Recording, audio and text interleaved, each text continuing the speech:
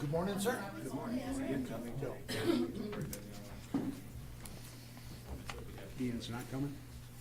He's in the floor.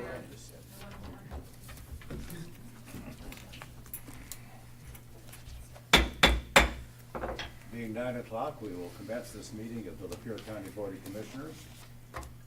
Madam Clerk, would you call the roll? Good morning. Commissioner Nisley, Here. Commissioner Mann, Here. Commissioner Kemp. Absent? Absent. Thank you. Commissioner Wise, Here. Commissioner Hageman, Here. Commissioner Zender, Here. Chairman Howell. Here.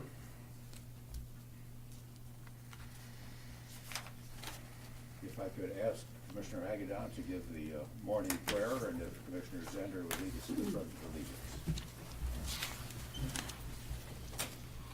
Heavenly Father, we thank you that we're all able to meet here today. Thank you for the crews that are out plowing the roads and the sidewalks, and we thank you for your abundance beauty. It looks absolutely gorgeous outside. We pray that you be with the 6 of us as we do the people's business. Thank you for the administration and all that they do. Thank you for the clerk's office. Thank you, Lord, for all the other departments in this building. And this, I pray in your name. Amen. Amen. Pledge allegiance to the flag of the United States of America and to the republic for which it stands, one nation, under God, indivisible, with liberty and justice for all. We have the agenda before us. Are there any additions, or do we have a motion to approve the agenda? Motion to approve the agenda is presented. Second. Moved and supported by Commissioner Wise. That's the special meeting. Yeah, is that on here? This is for the Oh, January. yeah, we don't, I'm scared. This is the January. Okay, I'm sorry. Okay. All in favor, say aye. Aye. Putting up a folder that you can find down at Commissioner Wise's desk with the travel requests and the applications and budget amendments. Do we have any department heads here this morning that wish to comment? Yes, we have the Register of Deeds. Welcome. Good morning. Good morning, guys. Nice to see you all made it in. Those aren't nearly as bad as I thought they were gonna be. I just wanted to give a quick department head update. I'm really excited to announce that my department has started accepting credit and debit cards. So that was one of my goals for the office, and I've accomplished it, so I'm pretty excited about it. So I just wanted to share it with everybody, let the public know they now have another option to make payment in our office. Any other questions? So I assume it's like everything else, if you use credit or credit, there's a 3 or 4% fee on That top. is correct. So it's not a 3 or 4%, it's a flat depending on how much you charge. So our documents are $30 to record, so it's $1.50 for $30. So it's not too bad. Since I started on a daily basis, we were probably turning away 5 people because they didn't have cash or check to go to the ATM. So I think for the convenience of running to the ATM, since we don't have one in the office or the building, the $1.50 isn't too bad. No. And a lot of people have taken advantage of it. I wasn't sure how it would go over, but we've got a payment every day with a credit card. So I'm excited to offer that to the citizens. Just wanted to share. Awesome, Very thank you. good. Thank you. Thank you for making the report. I can say honestly that in my time on the commission, I've never had a complaint about the Register of Deeds office. You have a wonderfully low profile and just doing your job. Any other department heads this morning? We're now doing our first public time. According to our procedure, the first public time is restricted to those items specifically on the agenda. Does anybody have a comment that is on the agenda? Yes, ma'am.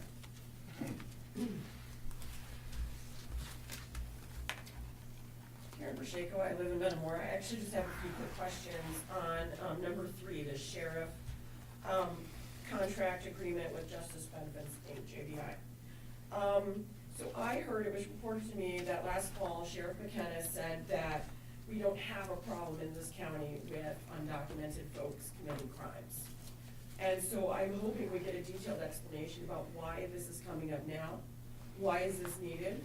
Why this company from Texas Is this a potential revenue stream? Why? I just would like, I hope this is a detailed explanation. Thank you. Thank you much. Any other comments on the agenda? Okay. Mr. Chairman, if I Yes. may interject, did we do a vote on the draft minutes from January 9th? Did I skip over that? I just wanted to make sure. Oh, in that case, all in favor say aye. I'll make that, Madam Clerk, I will make that motion. I will support. That's right. Okay, thank you for catching that detail, and I can see it passed unanimously. So moving on, prosecuting attorney, request to accept National Crime Victims' Rights Week Community Awareness Project grants for quite a long time. Welcome. Thank you. Good morning, everyone. How are you? Good. Good. Unfortunately, John can't be here with me today, but we're asking to accept and sign the National Crime Victims' Rights Week Awareness Project grant. It was a pretty competitive grant with a quick turnover, so we had to apply for it in December, and then we'd be notified in January. So it's a national grant, so out of 115 applications from 38 states, only 96 were picked, and our county was one of them. So this grant is to raise community awareness for National Crime Victims' Rights Week and recognize victims and survivors of crime in the Lapeer County community. So on a larger scale. So our grant is for $2,500, and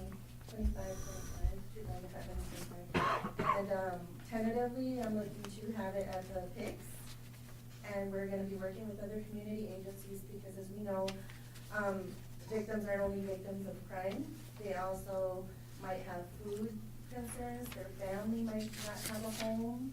So the goal with this, to raise community awareness, is to invite other agencies that offer public resources to victims and communities. So we have like the Refuge I'm reaching out to, Stone Soup Pantry, obviously we're working with LACADA for domestic violence and sexual assault, and the Child Advocacy Center. And I'm hoping that all these agencies will provide a community resource fair, and that would be in the gallery part of the PIC. And they would be offering the resources and letting the community know what is out there for them. And we're also gonna be having a candlelight vigil in the PICS with glow sticks, different colors representing different crimes to recognize those victims and survivors of crime, as well as an open microphone for survivors and victims to tell their stories. And we are working with each agency to get victims and survivors to speak on that as well. And we do have a couple speakers already. So obviously I'm gonna get that flyers together and agenda together, and I'm hoping that we can advertise that out and get it in the paper with this funding, and everyone is invited to come to recognize these victims and survivors, and know that it's important to know that they're not alone. Any questions? You've done a very good detailed explanation. We really appreciate it. While we appreciate John Miller coming down occasionally, it's more helpful to us to have somebody like you who really works the program directly. You have a lot more intimate knowledge. I know you've been doing this job for a long time, and done a great job at it for the county. Thank you so much. Do we have any questions? I just have one comment. You know, you listed off several. Over in Emily City, there's the Hispanic Center. Yes. That, Yes. that might be a good one to also invite. Yes, that is on my list as well, and please, if anybody can share any other agencies that would be willing to come and give their information to the community, that would be wonderful. The more, the better, and it just raises more awareness for our community. Very good. Thank you very much. Thank you. Mr. Chairman, I will move it. I'll support. Moved and supported by Commissioner Zender. Any discussion? All in favor say aye. Aye. Motion passes. Next is a request from the Treasurer's Office, I believe Moses Sanzo is gonna make commentary. Yes, so I was asked by the treasurer to step in for her today. She is out of the office, I believe, on travels. So what this is a renewal of her software, her BSNA's software, cash receiving and taxing side from February of this year to February of next year. This is still on the old system. Even though we've contracted with BSNA to be on the new cloud-based system, that will not be 100% live until closer to October 1st, 2026. So she still needs to renew this within the older non-cloud-based system she's been using for quite a few years. I'll move it. Moved Mr. by Chairman, Commissioner Zender and supported. Are you supporting Commissioner Wise? I'll support. Okay, thank you. Discussion. What time frame is, I mean, because September 1st we'll have a new, so is this just through 9 months or is this a year contract? So the new BSNA is gonna be live October 1st of 2026. Okay. And this renewal is for February of this year through February of 2026. Yep. So what are we going to do then from February 26th through September 30th of 26? Yeah, so we talked to BSNA about it. They will deduct the renewal that she will do again in February of 2026. Okay. As to the point where we go live with the new system. All right, thank you.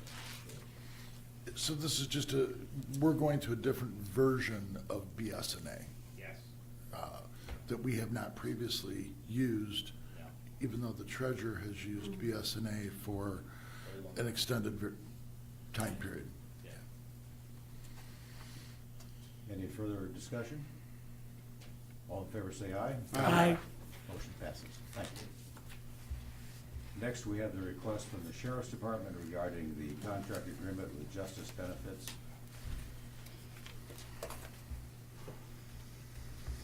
So what this is it's a federal grant through the federal government.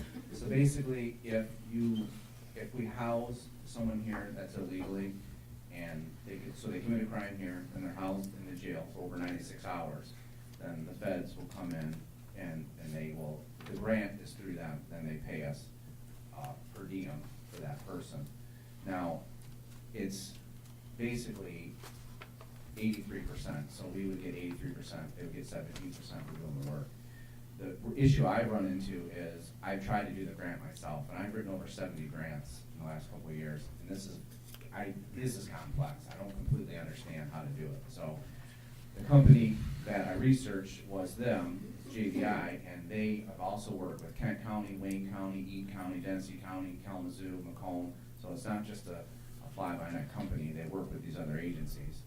And then they basically do all the work. If we get nothing, they get nothing. If we get something, then they get something. That's how it works.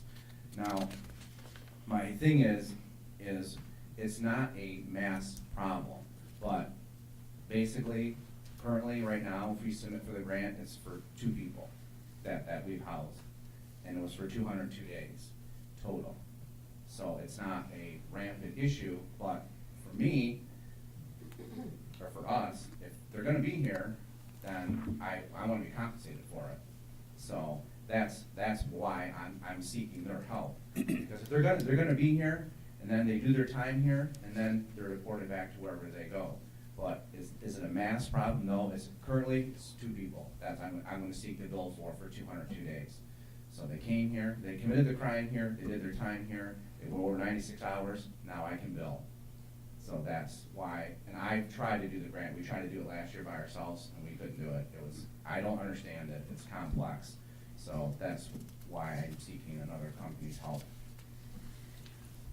Very good. Any questions?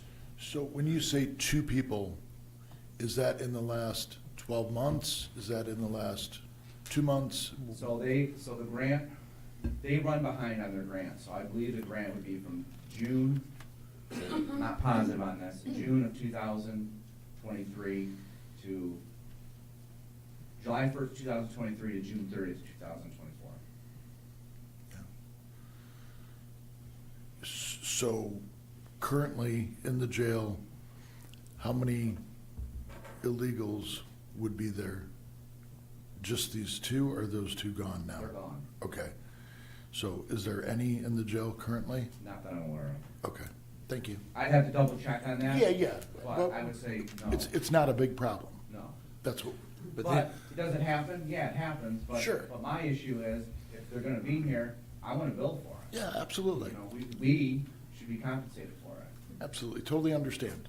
Just want to make it clear to the audience that this is not a major problem.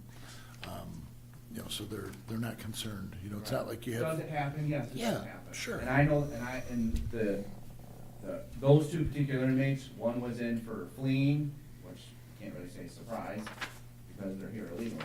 And then the other one was here for OWI operating with high VAC. And those are the two that I know of, that we would actually, under this grant cycle, would bill for. Now, I can't tell you next year, 2 years from now, I don't know. I just know today. And actually, Mr. Zender's comment is really good, because I know multiple commissioners, we've had conversations. These are, the ones that were here last year, there were no violent crimes. There wasn't anything like that, so that is the issue, and I know Kevin and I have talked about it a couple times. So it wasn't that for the public to know that, hasn't to be in fear of that. A big part of this too is we're just being proactive. You got counties that are saying that they won't work with customs. That's not Lapeer County. So we are working with that, we're trying to be proactive. Lieutenant Beebe has done an amazing job back there, and ultimately what he's trying to do is just get reimbursed for the finances for our citizens that should be paying us.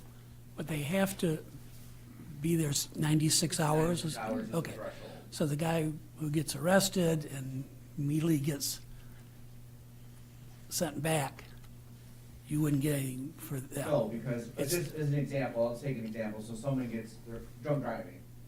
They come in, we run them, we do the fingerprints, they come back, then we have to send a query to Vermont sends us back and says, yep, they're here illegally. We contact ICE puts a hold on them, they come pick them up, you're not gonna get for that. Okay. They were there 12 hours or 16 hours, Yeah. 24 hours or whatever, the threshold's 96 hours. So it's really more the ones that are actually gonna serve some time Correct. here, Correct, as opposed to those just being held correct. pending. Right, so it's not, we're not an ICE detention facility, not like St. Clair County, Yeah. not like, Monroe, where they actually house ICE inmates. These would be people that committed a crime here, Here. found guilty, did over 96 hours, now I can bill the feds. Thank you. So to be clear, this grant is gonna reimburse, the two that were here are within that time window of this grant? Yeah, because I got, basically, I don't know the exact numbers for each person, but the way we had calculated it was 202 days. Okay, and then, plus, if it does happen between now and you said July? Well, this is already these are past days. I see. So if the grant runs wrong, they usually release the grant sometime in the spring. I see. It'll be sometime after March. So they run behind, way behind. So if I come again, it's gonna be I for gotcha. the previous year. This is already done. So this is just reimbursement for For those past- 202 yes. days? All right, gotcha. How do you calculate the cost? That's where it gets tricky, and that's why I need their help. Because it's a per diem, but it's not a flat rate. I don't know how they do it. Now, I asked them, I said, okay, so ballpark, for what I have to bill, from what I know I have, which is 202 days, ballpark, could you give me a round figure of what it would be? And he said, well, that's tricky, because I don't know how much they're gonna pay yet, and this, that, and the other. I said, okay, just something so I can go to you guys with. And he just gave me a wild guess of 3,000 to 6,000. But don't hold me to that, because even he said, I can't give you an exact number, because how the per diem they're gonna pay us can change from what it was last year. But it's basically to reimburse you for lodging, meals, Yes. not any other expenses. See, that's where I don't get their grant, that's why it gets complex. So say they had to see medical, we probably can bill for that. I don't know how this grant works. That's why I need their help. And quite frankly, if I can get 83 cents on the dollar, I would do it for anything. Great return of If the stock investment. market could pay me that much, I could retire. Well, because I'm sure, Sheriff, you got to run after this, so I just want to say thank you for your comments about Lapeer County being ICE friendly. I just want to say thank you for those words. Absolutely. And this will be, obviously with the contract, but this will be something you're gonna be seeing for years to come every time this contract comes up, because this will be the new norm for us. I'll move it. Support? Moved by Commissioner Zender, supported by Commissioner Hagadon. Any further discussion? All in favor say aye. Aye. Thank you very much for your Thank you. presentation. Thank you, Commissioner. Next, we have two items from the Health Department. Request for a mini grant and a contract amendment.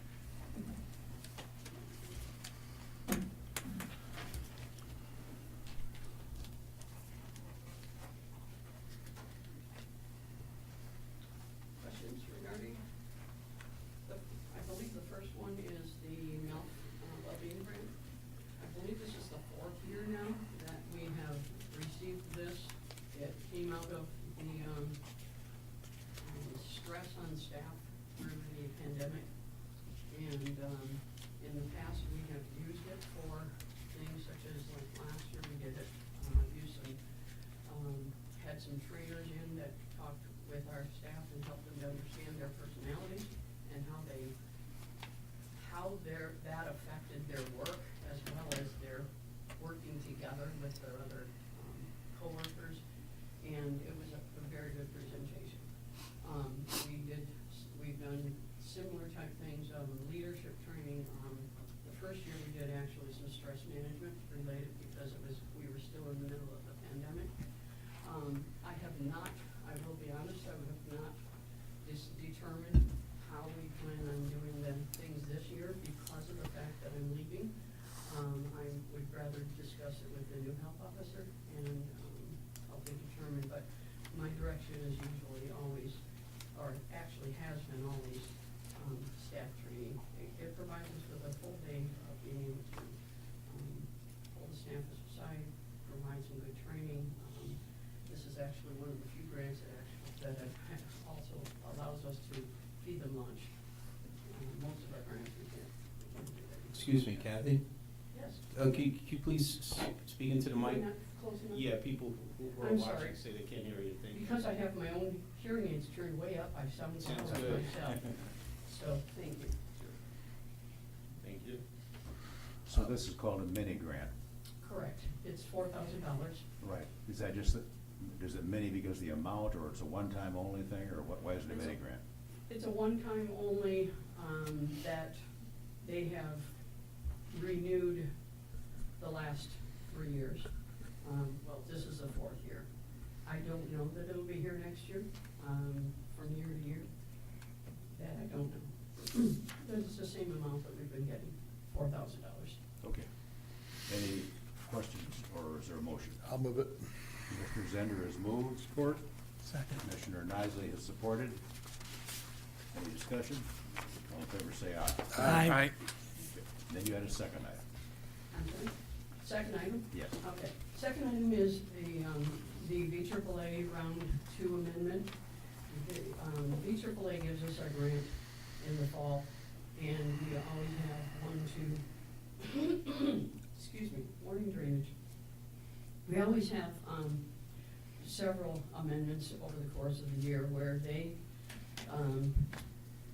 get some actual numbers or changes in their funding, and then they send those through to the agencies that they support.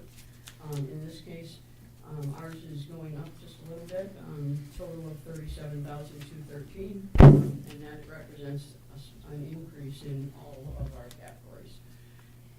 Not huge, but we will take it. So this is because they have more money than when, Sometimes it's actually the other way around. Okay. But, because their federal funding adjusts during the year, they then have to adjust the awards to the agencies that they support. okay. So because they adjust, then obviously They we have to, adjust, we have to and then adjust. give it to us, and then we have to rebudget. Thank you. Accordingly. So Kathy, that's, for home delivered meals, it's going up to $248,150. Correct. Okay, so, I mean, I think that's something that the public probably would like to know, is that, you know, we're spending almost $250,000 on home delivered meals for our seniors. And that's just the VAAA money. Yeah. We do have a lot of clients on, and so we do use some of the city millage to cover some of that as well. Okay, thank you. Any other questions for the director? Is there a motion? I'll move. Commissioner Wise moves, supported by Commissioner Isley. Any further discussion? All in favor, say aye. Aye. Thank you very much. Thank you. Appreciate it. Okay, next we have an item from Community Mental Health, and I see we have the director here to educate us on this.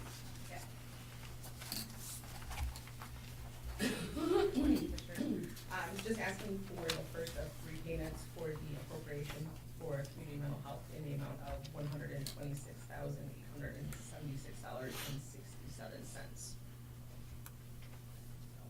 This is a bit of an increase of what was paid the previous years, and because of that, I'm trying to get a little bit closer to what the Michigan Mental Health Code requires for payment from the county to the CMH.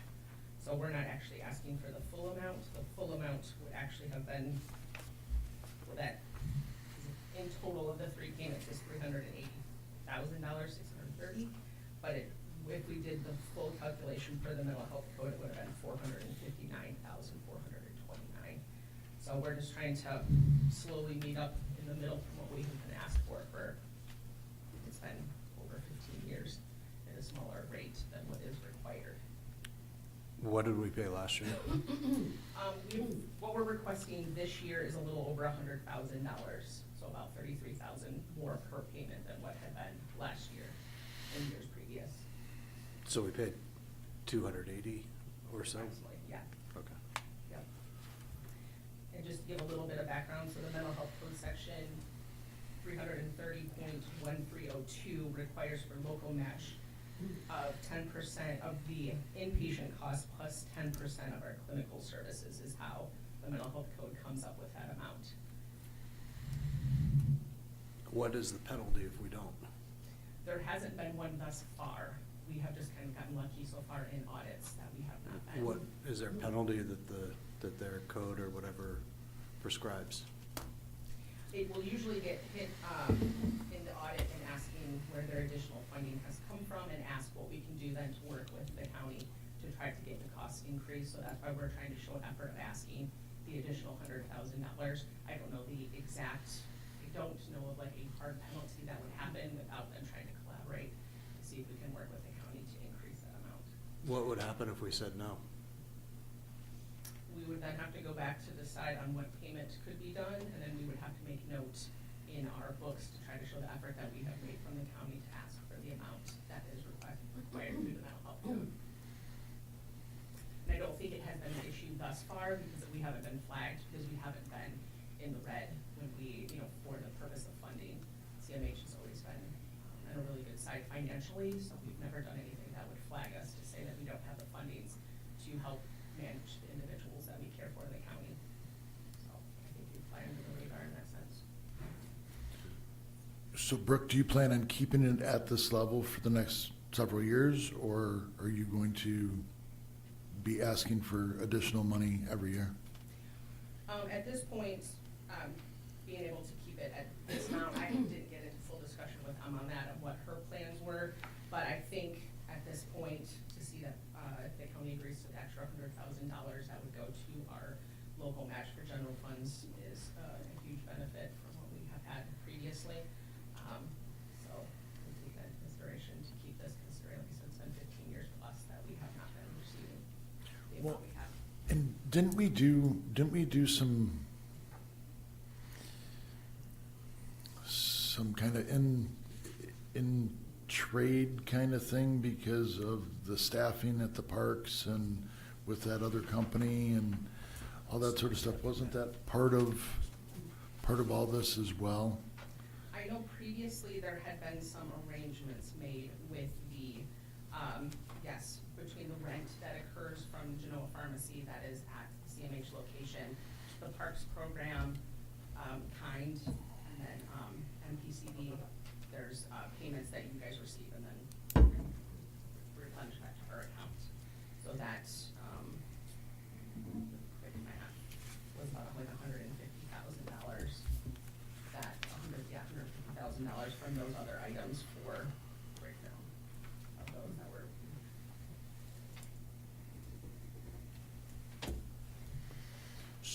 So I guess I'm not 100% following you on this. Several years ago, there was a company that we contracted with to provide help out at the parks. And in turn, I think we got a discount on what we were paying community mental health. And that has since ceased. It's been several years now. I don't remember the exact timeline since that's been done, but, I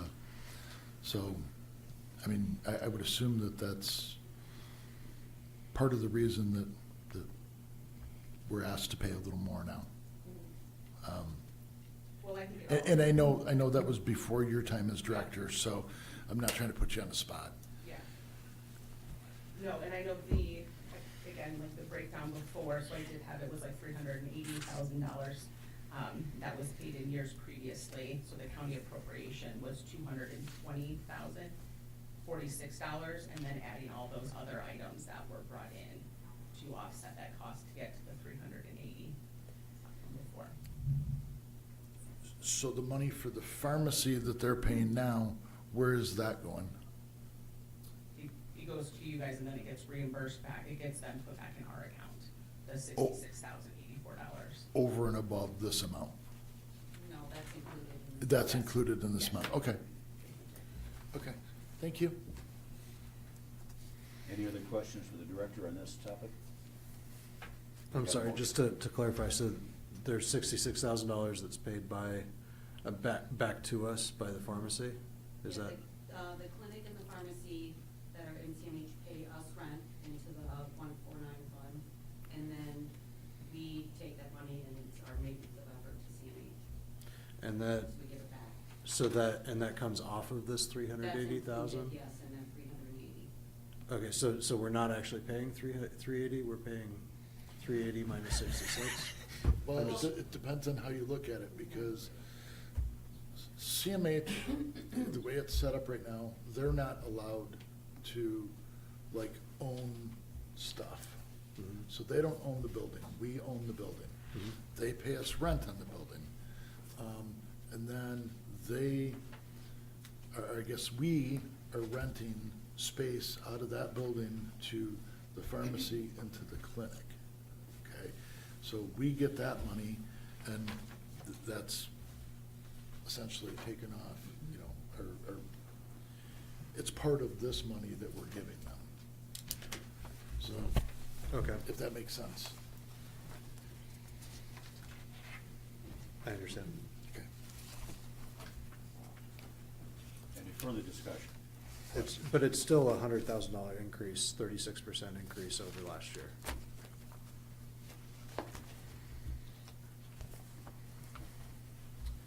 Do you have a motion? I'll move it. It's moved by Commissioner Agadan, supported by Commissioner Zender. Any further comments or discussion? All in favor say aye. Aye. All opposed? Nay. No. Is that the only one is that the whole? Okay, great, thank you. Next, we have information technology. Request to approve purchase of Team Viewer IT.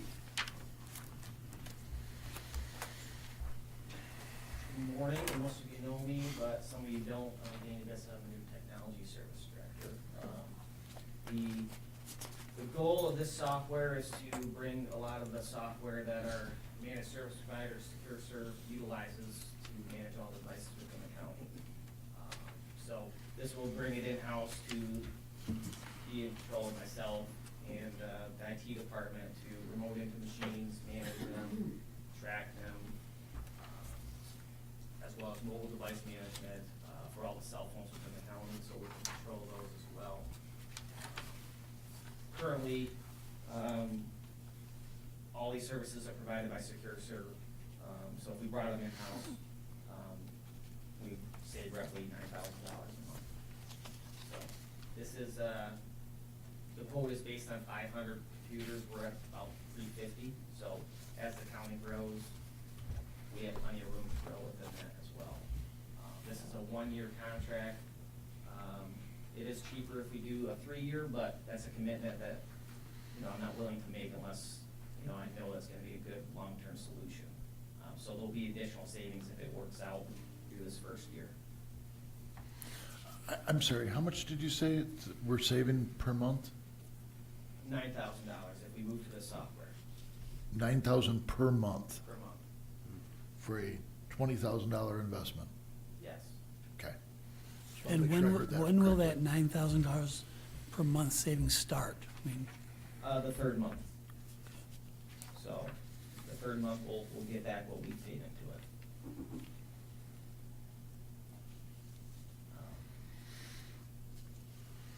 I'll move it. Moved by Commissioner Zender, supported by Support. Commissioner Nicely. Any further discussion? All in favor say aye. Aye. Thank you. Thank you very much. Welcome aboard. Okay, we have some budget amendments now. Software Administrator, County Board of Finance. Do we have any commentary on those?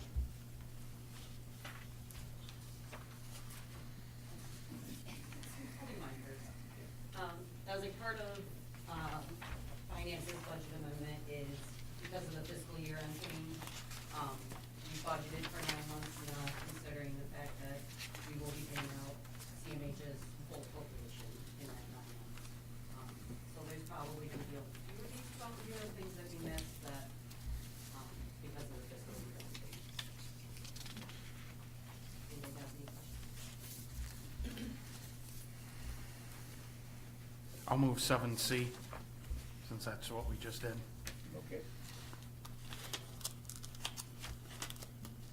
Moved on C, supported by Commissioner Wise. Any discussion? All in favor say aye. aye.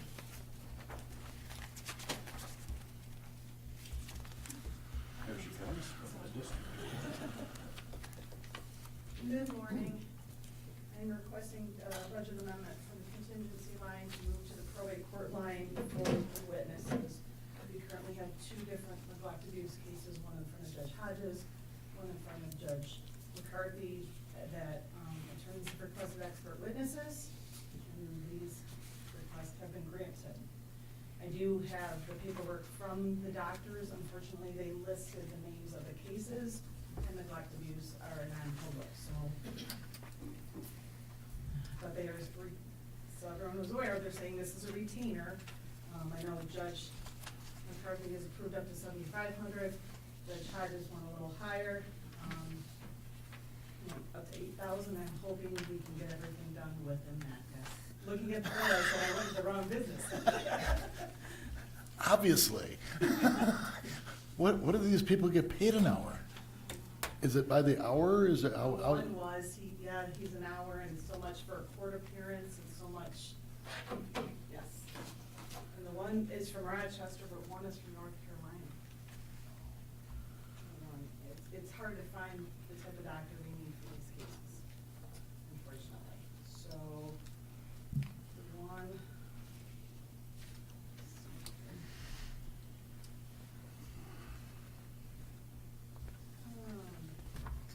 Expert testimony, 3-hour minimum, $750. A rate for an hour, $750 an hour for 3 hours. Is what he's requesting. And this is totally separate from the indigent council. Yes, this is completely It's separate. just- Neglect abuse isn't under indigent council at all, Okay. unfortunately. And I know indigent council is trying to head that way, so they can eventually be over juvenile and neglect abuse, but we are not there yet.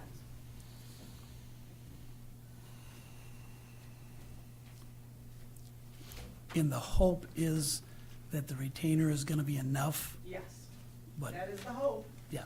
But they both listed it as,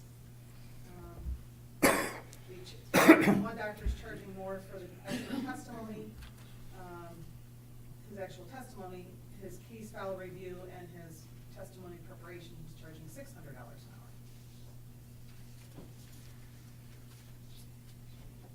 The one from Rochester just did a review medical records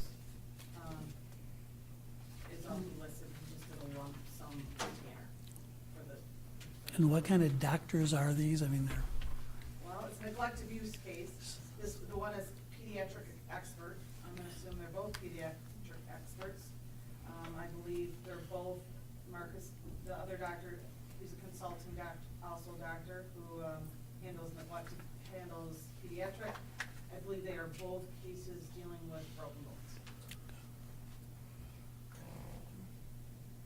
I apologize, it's a little hard when. I understand. That we can't go into. Originally, I had everything attached for you guys and went, oh, wait, I can't do that. I gotta take this back off. So, yes, but I know the judges, Judge McCarthy is newer, but he was, at first one, even lower, and said, the attorneys came back and said, we can't get it, we can't do this. Obviously, Judge Hodges has been here a while, and he understands how this works, and he said, this is what I'll work with you on, and then you'll have to come back to me to see if I'm gonna do more. But if the judge denies an expert witness, we're now looking at an appeal. We currently only have, I believe, 1,300 or 1,500 in the expert witness line. This isn't often, I've been here 5 years and I haven't had to come before you guys. I don't know if Lori Curtis did for an expert witness before. I think there was one time, and I think the expert witness was $5,000, but this is rare. I hope it continues to be rare, but unfortunately. Yeah, We this also just had a jury trial for neglect abuse, so that's also rare. Never the norm. I'll move it. Okay, moved by Commissioner Zender, supported by Commissioner Wise. Any other discussion? All in favor say aye. Aye.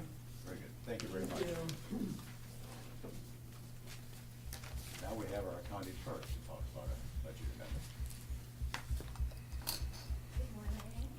Again. Good morning. I'm asking for a budget amendment to afford the maintenance agreement on our fairly new vital records program. That is, we actually have a discounted rate because this company also has a program in our register of deeds office. So that's a benefit. I include all of the copies with the request, and I'm happy to talk more about it. I have to say that I'm embarrassed. We've never had a maintenance agreement, we've never had a vital records program, so totally skipped my mind to provide for it in the budget last summer. So now that the bill came, it's rang the bell that I need to do that going forward, but I need to take care of this billing as well. And I'm happy to talk further about it if you have any questions about the items that I've provided copies of. I have to say also, just to share with you, while you're considering it, we found now that the vital records program is actually an additional benefit to us in the huge project of taking care of stored records at the old Register of Deeds building. We had many marriage license affidavits, which we are required to keep forever by MCL. And so with our new vital records program, we're able to actually scan those affidavits from the beginning of time, marriage licenses, and going forward into this program as well. So it's really a benefit that we didn't even realize we needed. So it's great that we have it available to us for that additional scanning, capturing those permanent records. Sort of irrelevant, but curiosity. What was the oldest one that you found in the marriage applications as far as that you scanned in? Wow. Do you- I have to actually tell you that, get that answer for you. I think some of our records go back to 1837, so for a marriage license, I'll have to actually look that up and I'll get back with you, because our court records go back to 1837. Okay. Like I said, just curious. Yes, it is curious, isn't it? Lots of records. There's a lot of responsibility on the county clerk office to retain. when you talk about the annual fee, Yeah. is that again gonna be a calendar year, or is that gonna be our new fiscal year? Well, I'm working with Jackie Bennett so that I actually understand how that goes. It's 12 months, but I have to do something fancy. This is calendar year, so actually part of that is not technically gonna be expensed in 25, we'll prepay it. I think it's like 2,250, I think. To get us on that rhythm. Any other questions? Do we have a motion? Moved by Commissioner Wise, supported by Support. Commissioner Hagadon. Any discussion? All in favor say aye. Aye. Thank you very much. Okay, moving down to the Schiffman Formula Labor Council billing. Is there a motion to pay that particular bill? I'll make a motion to recommend the full board approve payment of Shipment Fournier PLC, the amount of full $544.50. Very good. Commissioner Isaac has moved. Is there support? Support. Commissioner Zender seconded. Any discussion? All in favor say aye. Aye. Next is the billing from the Kelly Corporation Council Services. I'll move it. I'll support. Moved. That's supported by Commissioner Zender.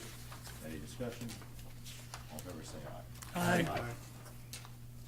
A request to pay CDW Government for annual I-Series hardware maintenance contract. Corey, a little explanation. Yeah, sure. So currently the county runs on the AS400 system. BSNA, once it goes live, will replace it. We'll only keep it as an archive software to look at old records. But in the meantime, we have always paid the 12-year maintenance cost for that system, and that is what this is. If it's a 12-year maintenance arrangement? It's a 12-month, I'm sorry. Or 12 months, okay, never mind. BSNA won't kick it in until sometime in 2026, correct? Yeah, September? we're gonna be live on October 1st of October 1st. 2026, yeah. Very well.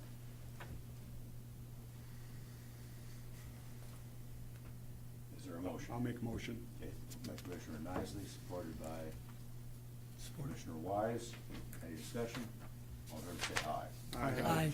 Now we have the authorization to pay Revise LLC for website hosting maintenance. So this is the company, this is the service that runs and maintains and updates our website, the county's website. We did a little bit of shopping around. This price was very competitive for the needs we have for our county website, so we decided to renew with them again. I'll move it, and then after there's a second, I've got a comment. Okay, second Commissioner Zender, discussion. Yeah, is there any way that, as much as I like Quentin Bishop, he's not you, and can we get your name put on this instead?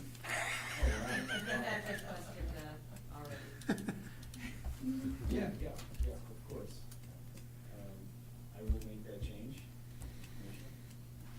And we did put the request. The request already went through. Oh, okay. Huh, a woman 2 steps ahead of you, imagine. That's why I'm surrounded. Any other discussion? All in favor say aye. Aye. Okay. Now we have a request from Lapeer Development Corporation for professional economic services. So, the LDC, which Commissioner Nicely and I have a membership or a seat on, every year the county contributes $10,000 to the LDC. The LDC, as far as its name, Lapeer Development Corporation, looks to bring in businesses into the county or develop businesses that are here or create space or buy space for new businesses in the county. This is our annual contribution Has it been 10,000 right along? for quite some time. Okay. I'll move it. Okay, Commissioner Nisley has moved, and Commissioner McMahon has seconded. Any discussion? All in favor say aye. Aye. Okay, we have authorization to pay Monday.com to update our current account from Standard to Pro. Yeah. So I introduced a software to the county called Monday.com. It's software that I've used for a while personally. I didn't think it'd be a big hit. I thought it would just be used by my staff, but apparently my staff started coming up with ideas for other departments to use it. Building and Grounds is here, and they are a big fan of it. So basically, you guys are gonna start having access to it as well. we're gonna start running, well, we are now, but we're not making it available to you yet. You'll be able to, go in and see the, I'm sorry, I'm sorry. You'll be able to go in and see the committee agendas, or I mean the, like, meeting agendas being built by us. So you'll see where we're at, and if you wanna go in ahead of time and start reading the documentation, if you have questions, if you have a suggestion, you'll be able to see it ahead of time. So we expect that for you guys to be able to start looking at that after full board of this one. In fact, I guarantee it. So, another thing was, we currently use it as a temporary carryover for Danny Bissett to do a help desk ticket for our IT issues. And now Building and Grounds wants to use it for their work orders, and I'll have that Jillian talk about. Yeah, so we are working on doing a ticketing system similar to IT, so that will take us all paperless, which is great. The program is also available on an app, so all of our maintenance guys will have it on their phone. They'll be able to see instantly what's being assigned to them and what's coming through, so everything can be prioritized and readily available to them. And then it can kind of help us on the management side as well, making sure that things are prioritized. We're really excited about it. Everyone's on board. Any questions from commissioners? Comments? How do we access that? Oh, okay, so as far as for the commissioners, you'll be able to do it from your laptop or from your phone. Oh. And you'll be able to go in and see the agendas. You click on the agenda for full board, on 227, you'll be able to see what's in there, like, already and what's happening. You will not be able to make changes, but you'll be able to send us a message and say, I have a question about this or whatever. It's fairly simple. And it's friendly. Sounds like an improvement, right? That's our goal. Do we have a motion? I'll move it. Support. Commissioner Hagedorn has moved, Commissioner Nicely has seconded. Any discussion? All in favor, say aye. Aye. And lastly, we have the policies and procedures motion with additional amendment to the financial policies. Is that something you're presenting, Jackie, or?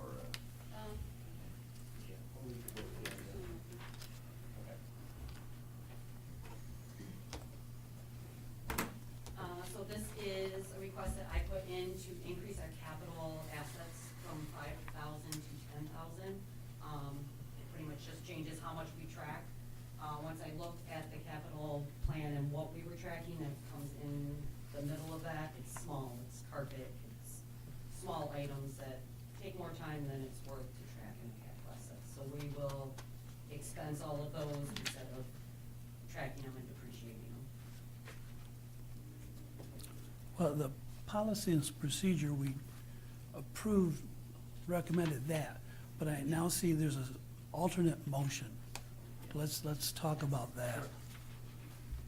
So, as the county controller, as far as that function of my position, I have the authority to approve any expenses up to $2,000. That's been in place for a few years. We've been finding it an issue lately, as recent as this week. We needed an IT switch at CMH so we could move CMH into the bottom floor. I get a call from their IT people, they have a $2,100 switch they need to approve immediately, and my answer is no, because that's the rules. So this has been coming up a lot. We got in touch with our auditing firm. We asked them, what is the norm these days as far as controllers having approval? Their number was astronomical, up to 25K, sometimes like 50K. I said, no, I want checks and balances, and I don't want responsibility for something that big like on my own. So I'm requesting that you give me the authority to approve expenses from $2,000 up to $5,000. So, we're 100% clear on this. Department head or whoever comes to you and says, I need this $3,000 thing. They still have to come to you to get that approval. Yes. Okay. And I also want to make it clear, I will also reserve the right to deny approving it and send it through to the committee if I think the expense needs further, like, scrutiny by the board. That happened happens rarely, but on occasion I do get an expense that I have an issue with, which is within my limit. So, just so you know. Yeah, I mean, well, I would hope that the stuff that really can wait, would. Right. If it's not, obviously like the switch for, the CMH move and all that sort of stuff, I mean, that's kind of critical. I would expect that something like that would just be approved, but if it's something that's more like a maintenance type thing, I would hope that you would just have them go through the normal channels. Yeah, so that's actually the plan. So it's only when something is like essential, it's time sensitive. Yeah. Yeah. Thank you. Sure. Thank you. Any other comments? So the alternate motion in front of you would be to deal with both issues, the raising of the accounting up to 10,000 and the discretion for the controller, 2,000 to 5,000.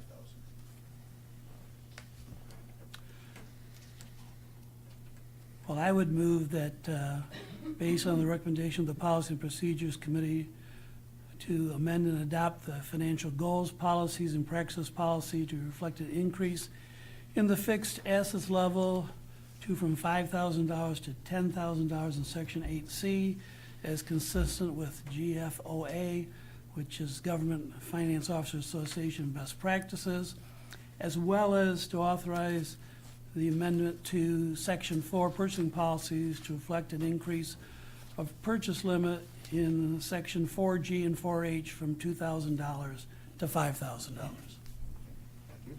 Do we have a second for that motion? I'll support it. Commissioner Zender supports. Any discussion? We did talk about this at some length in Chairman Wise's committee, and it seems like both changes are pretty pragmatic. Trying to track these frankly very small assets, it's got to be a pain in the neck for the accounting department. And the other one, of course, is probably partly a product of inflation from the prior administration. Everything costs more, and it gets bogged down if we get these really small expenditures, 2, 3, 4,000, and they can't be approved until they go through our committee of the whole and then the full board. So it gets to be a fairly cumbersome process for what anymore are really routine expenditures. Anybody else have a comment or on that? Okay. All in favor say aye. Aye. Thank you. Okay, that brings us to the end of the full agenda. We now have our second public time, which anyone is welcome to comment on a topic of their choice for up to 3 minutes. Good morning, thank you.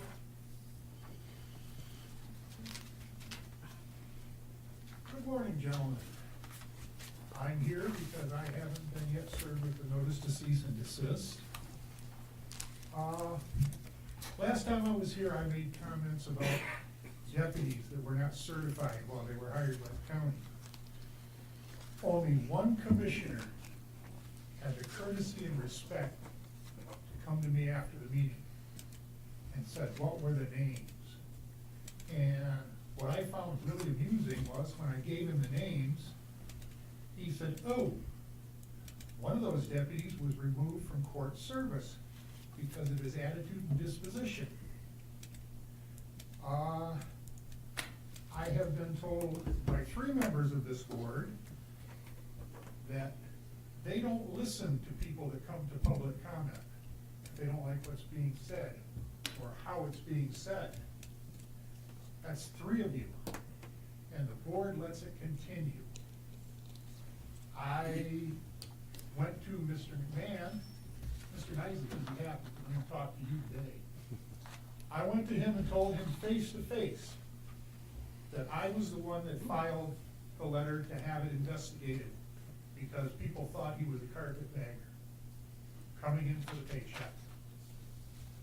I had several members of this board, and I will not give them up because it's a conversation between us, come to me and whisper in my ear did you hear about coming in?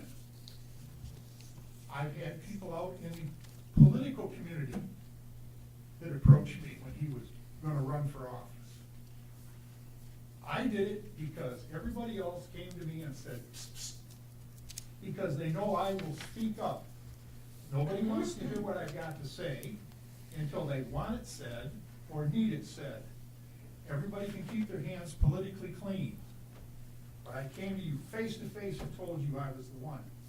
And as far as not listening to people because of what they say or how they say it, you're being paid to do it. You took an oath to do it.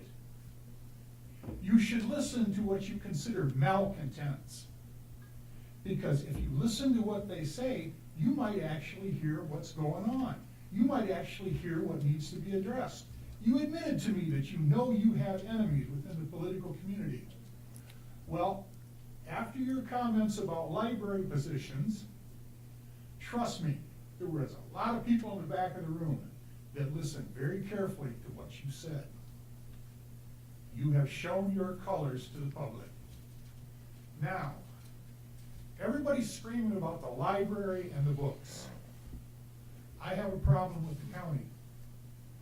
There's material back there on the table. Everybody screams about pornography. You have something here that's listed, flyer intended for distribution to adults only. Here it is, folks. Remove it from the table. Put it in the clerk's office behind the counter. Let somebody have to come and ask for it. Adults only. You've said it yourself. Watch your language in here because there's kids come in. There's kids that can go to that back table.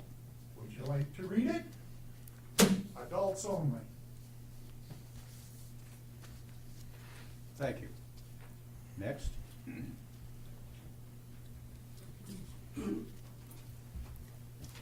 My name is Rhonda Lohr. I am from Marathon Township.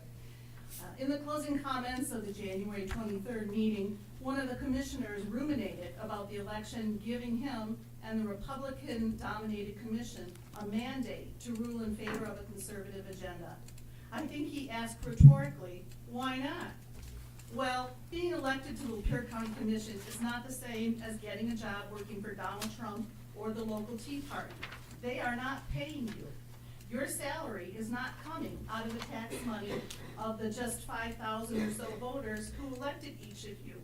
You are being employed by all the residents in your commission district to represent all of them and their diverse needs. The county commission was created to set the county's budget, monitor expenditures, establish management policies for county departments, adopt local ordinances, review and adopt grants, participate in multi-county human services programs, establish personnel policies and procedures, and maintain facilities and equipment. Now, there may be conservative opinions about how to carry out those duties, and there may be liberal ways to carry out those duties. But there is no way those duties give this body the right to enforce religious doctrine on county residents. You do not have the right to determine residents' gender roles, or social sexual orientation, or marriage status, or how parents raise their children, or what books they choose to read. You are not here to take the First Amendment rights away from Lapeer County residents.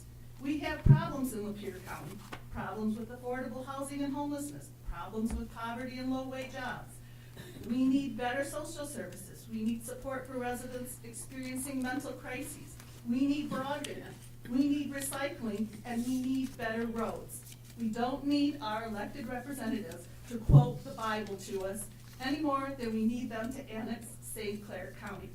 Help residents improve their lives. Do the most good for the most people and help the least among us. That is what public servants are meant to do. Thank you. Thank you for your comments. Next. Chair Pacheco, again, I appreciated getting more information about that item today.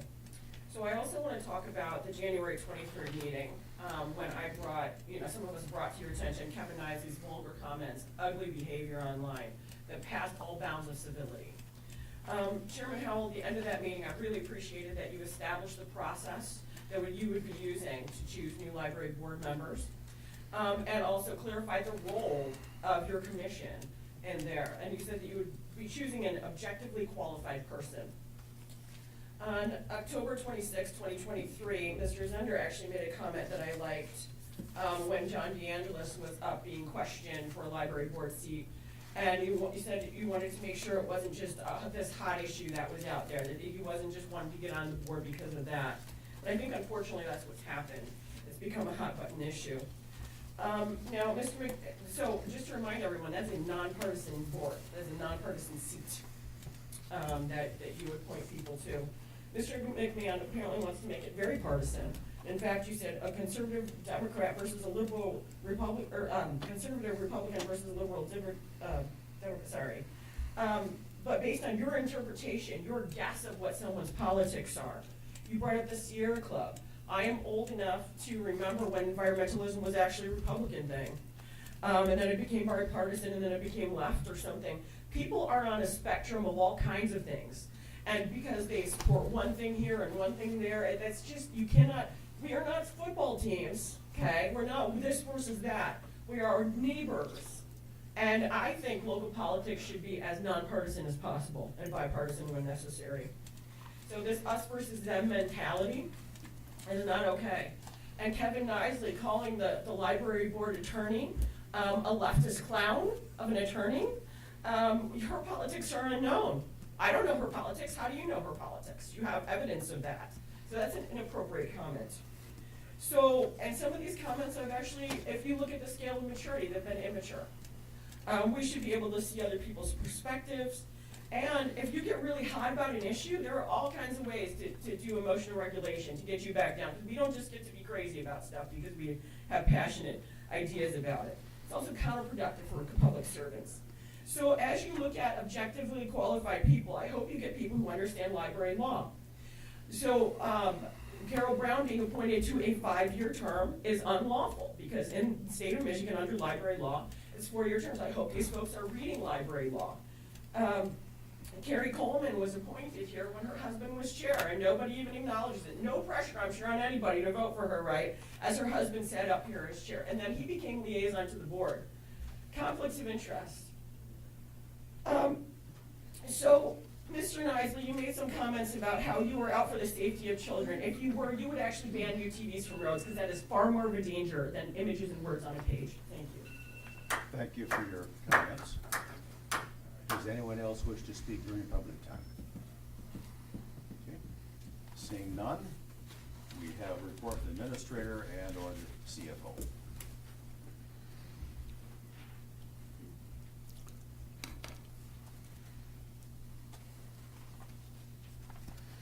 I just have one today.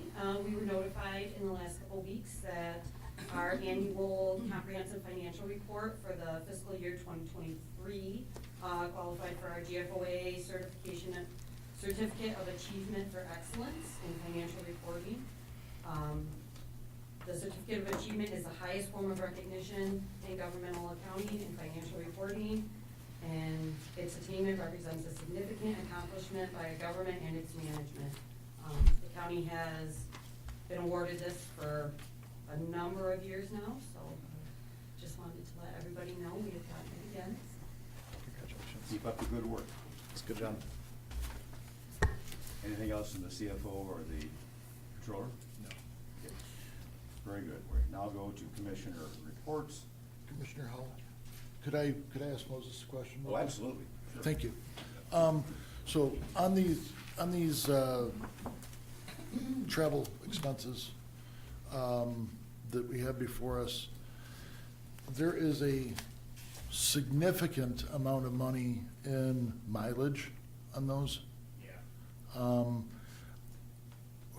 Who's policing this as far as, you know, which ones are taking their personal cars, what ones are taking county cars, that sort of thing? What is the process in that? Okay, so at the front line is the department head that does the first review, reviews it, signs it, and, sends it to me.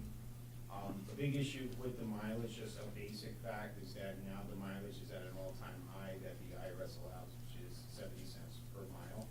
So so we're seeing that increase as well. What I do, when I look at them, I look at two things, especially if, and it happens a lot. If you have a group of people from one department going to the same event, the same conference, I wanna see either that they're driving together or they're lodging together. We're finding lately this year, it's kind of unusual. Usually most people will not lodge together, but they will drive together. This year, there seems to be an increase for some reason, and even though we're just like in February, where there's more people that are driving separately and then lodging together. And that's predominantly in CMH, and we saw a couple of those at the health department. There's some ones in here for $527 for mileage. If you gave me names in a conference, you mean one TRO?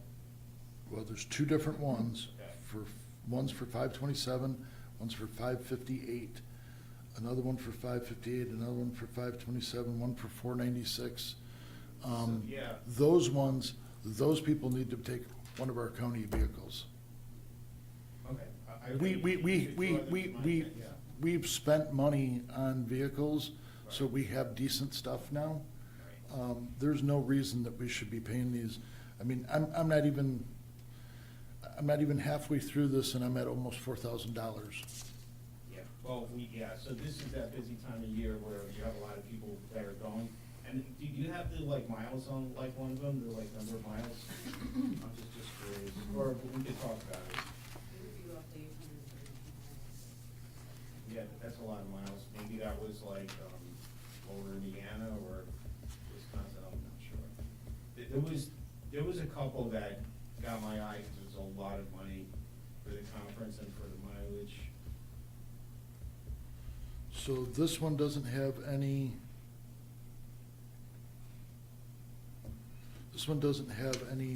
hotels. They're driving back and forth to Bay City. It's $496.30 for, a couple days, Yeah.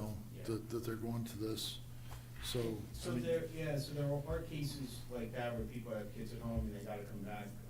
I usually look at it and see their colleague that is going and staying, and we look at that hotel rate and we usually compare it, and we're like, okay, it's kind of like an even amount of expense. But as far as, I'll be honest, we don't have an aggressive policy to insist on county cars being used, but we can relay that to the department heads. And I could also start pushing some of them back. We do look at them though quite closely. okay, well, I mean, like I said, there's two of them right here that are Lansing, and again, they're going a couple days, but it's $527 in mileage and $558 in mileage. Going to Lansing? Yeah. Several days, they're going back and forth, Okay. but Just the mileage, that's what they put down? Yes. Okay, all right. I will set these on top so you can look at them. Okay, thank you. Thank you for noticing that. I mean, with regard to department heads, I mean, I know you have a department head meeting every month. Maybe you can reinforce that belief. I can tell you as a department head, I mean, if we had multiple people going to Lansing, of course, it was not an overnight thing, it was going, SCAO meeting. I mean, one time we took the van, because I think we had 5 people going. And so we used a county car. And, I just think maybe the department heads, I mean, I was always worried about my budget. I didn't have a lot of money in my budget for travel. So anything I could do to keep that down, I did. And so maybe, again, to reinforce the department heads, we've got multiple people going, again, that they drive together or take a county car. As the Commissioner Center said, we've spent a lot of money on new cars. And one of the things, Commissioner Wise, is I think in all fairness, the county fleet got pretty run down, so nobody wanted to drive that to Lansing. That's not the case now. We have 2, brand new vans that they can take in, and there's other cars, you know, in departments, that they can take as well.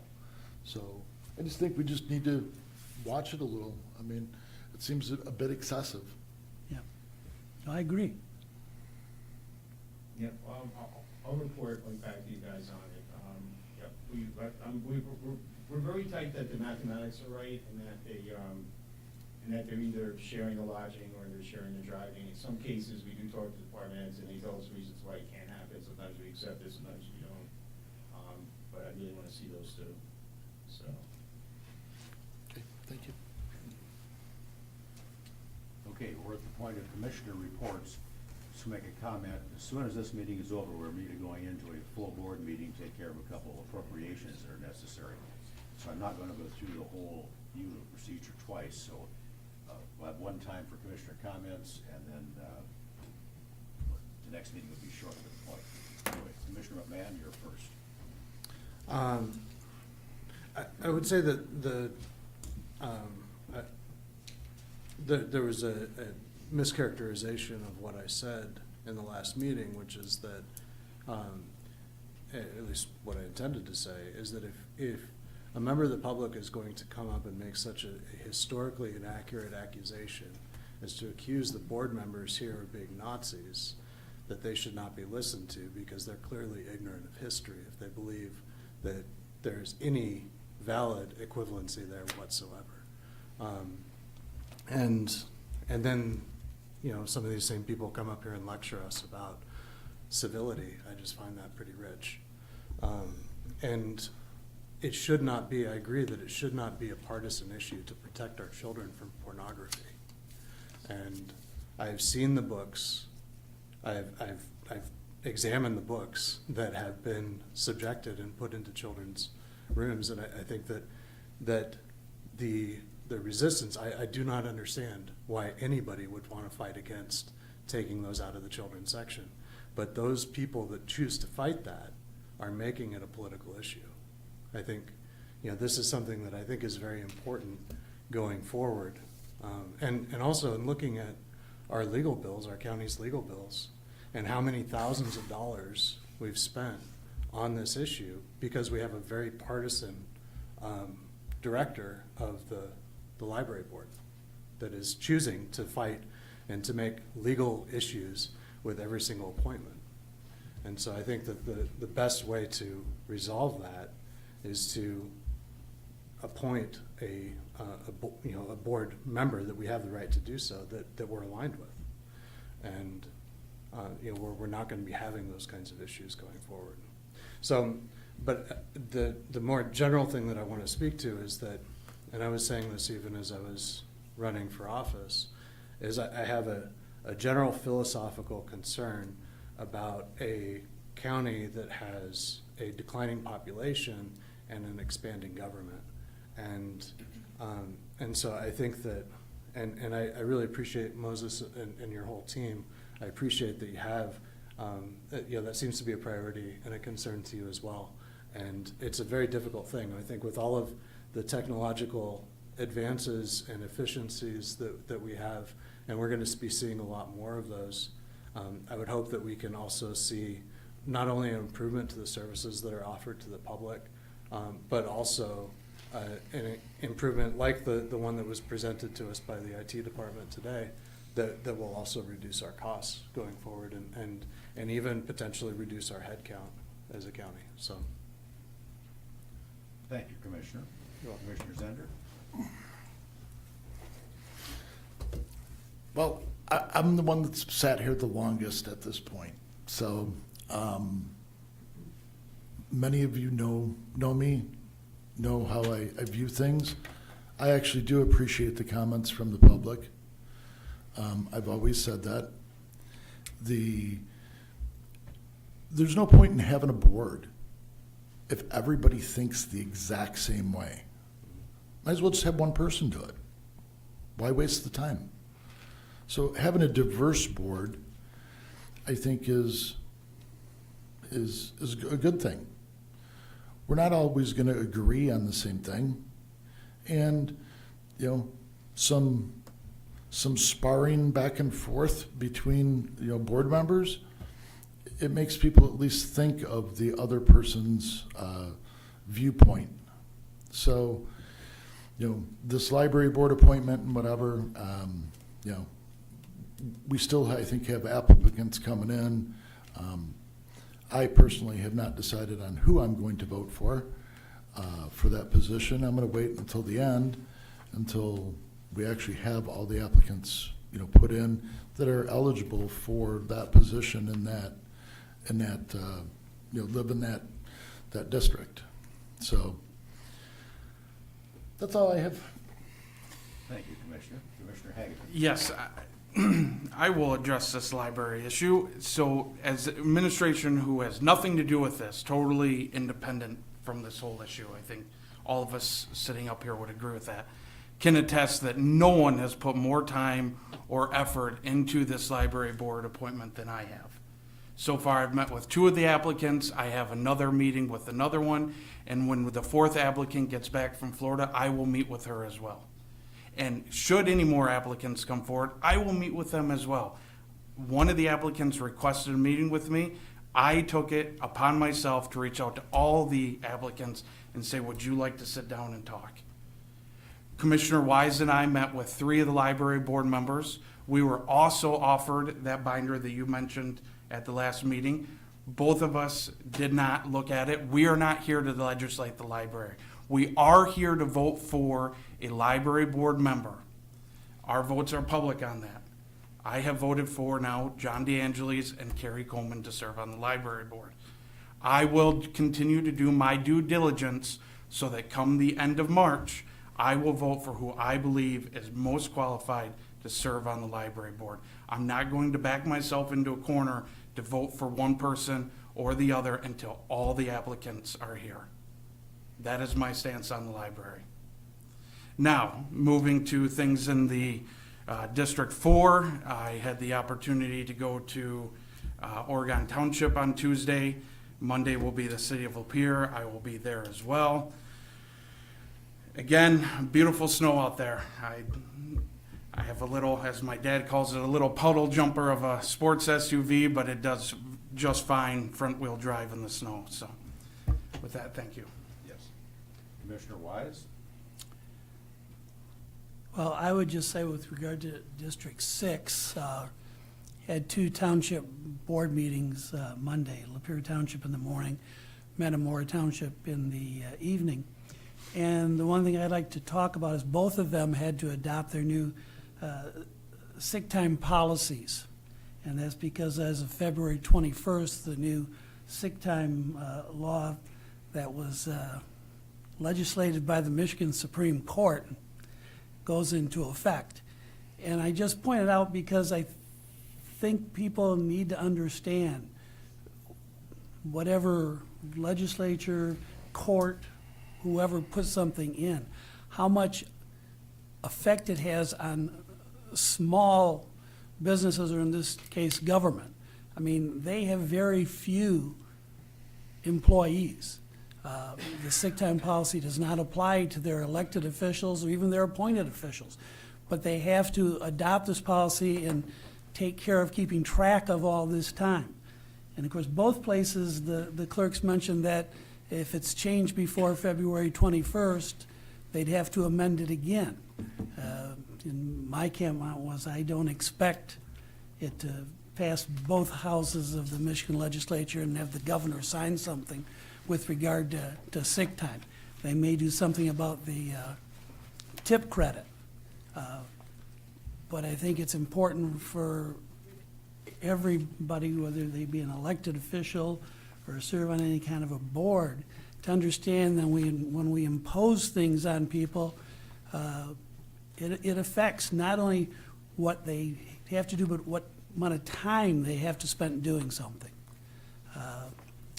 Tonight, I hope to be at the Attica Township meeting as well. Thank you. Commissioner Nicely. Just a comment on Commissioner Weiss's reference to the tips credit and PTO issue. I talked to Senator Kevin Daly yesterday. It does look like that issue is going to be punted again into July. They're pretty confident of that.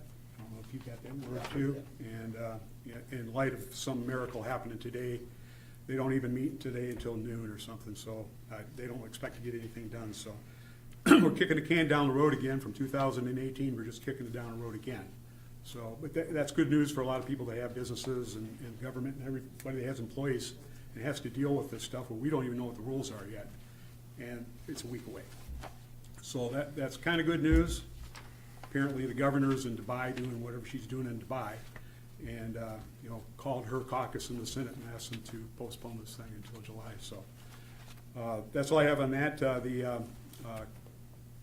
In my opinion, as an elected District 3 commissioner, I was elected by a vast majority of people in both elections.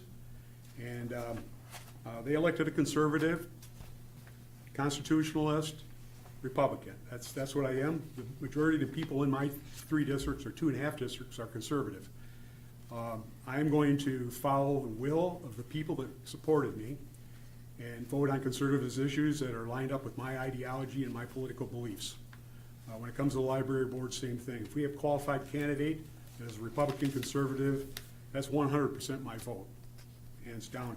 And I would think that Lapeer County, being a conservative county out here, I think 83% of the people out here are rather conservative, with a portion of independence as well. And I would hope that my colleagues here on the board would, kind of look at it the same way. These are the people that support us.